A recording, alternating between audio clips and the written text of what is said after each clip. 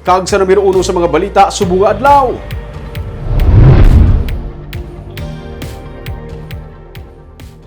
18 anyos ka babae nagpadangat sang reklamo sa National Bureau of Investigation. Ini mayangot sa nagalapta sa karon nga porn video. Sunod sa tagreklamo, gid-edit ang among nga video kag ginbutang ang iyang nga hitsura.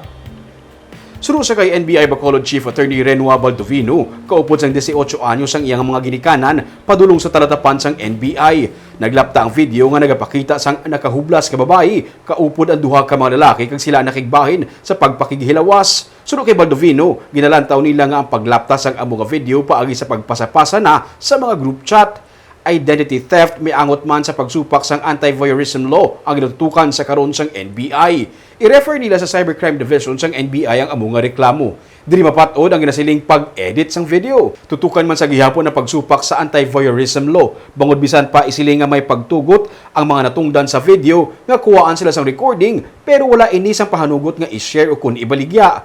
May criminal liability sa gihapon ang nagapalapta o kun naghatag sang among nga video o kun litrato. Ang 18 anyos nga isa ka beauty queen ang nagapromote sa mga produkto sa social media.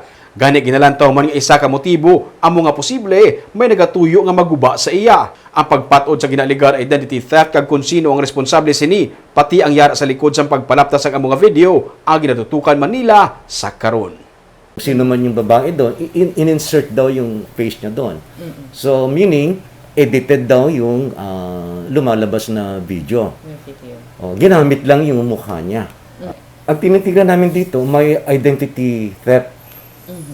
And then of course, i-relate pa rin namin ito sa anti-voyeurism law.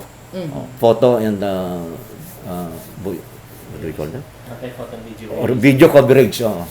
I-relate namin yan kasi walang ang consent. Walang consent. Lumabas yung mga malalaswang video na yan na walang consent ng kung sino man yung victim na nandyan.